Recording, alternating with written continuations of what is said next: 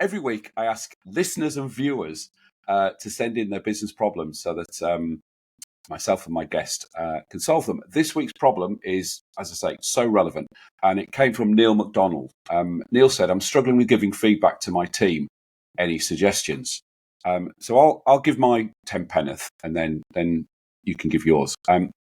One of the things I picked up when I was running business was from another. It's actually from another podcast, and it was like a structure they suggested, and it was very, very simple. And the first question, actually, feedback starts with a question, and the first question was, "Hey, can I give you some feedback?" Because if the person isn't in the right mind or the right frame or the right position or the right time to receive that feedback, they won't listen. So it's going to be a yes or a no. If it's a no, let me know when is the best time to do it. And the structure then is, I want to give you some feedback.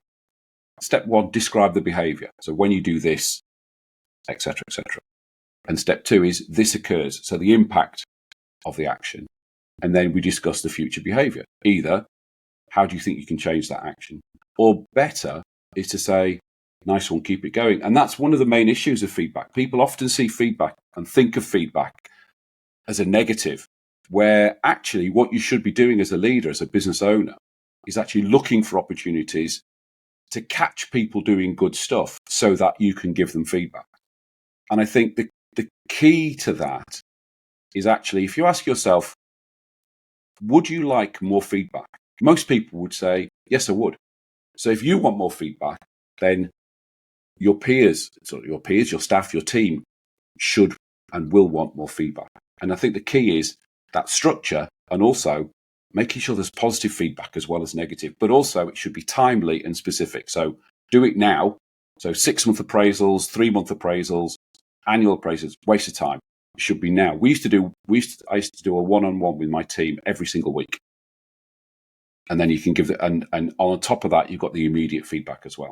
So that would be my input on that. Mike, what would you say to Neil's problem?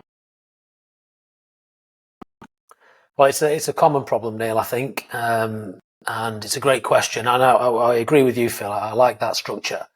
I think we've talked about it just before this. You know, feedback has to be viewed as a gift.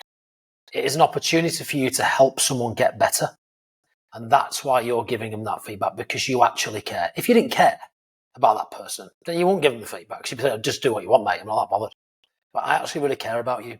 I think actually what comes before that is real clarity from the leader on the mission that you are on, and as a business and as individuals, and how you all tie into that mission, and the expectations that you have on each and every one of your people. Because unless you've got absolute clarity on that, how the hell can you expect people to know what to do? So it actually comes way before that. And I think there's a big role there for leaders to be a lot more clear. On the battlefield, like I say, that's why you have an order system. There's no grey areas here. Like, we are doing this and you are doing that, and that is it. I'm not suggesting, by the way, that's how business should run, but you get my point. Clarity is key. There's a great, I think it's great to give feedback when it's positive, but there's a great saying in jiu-jitsu as well that in competition, you either win or you learn. So actually, we want to give people feedback when they've failed as well, because it's an opportunity.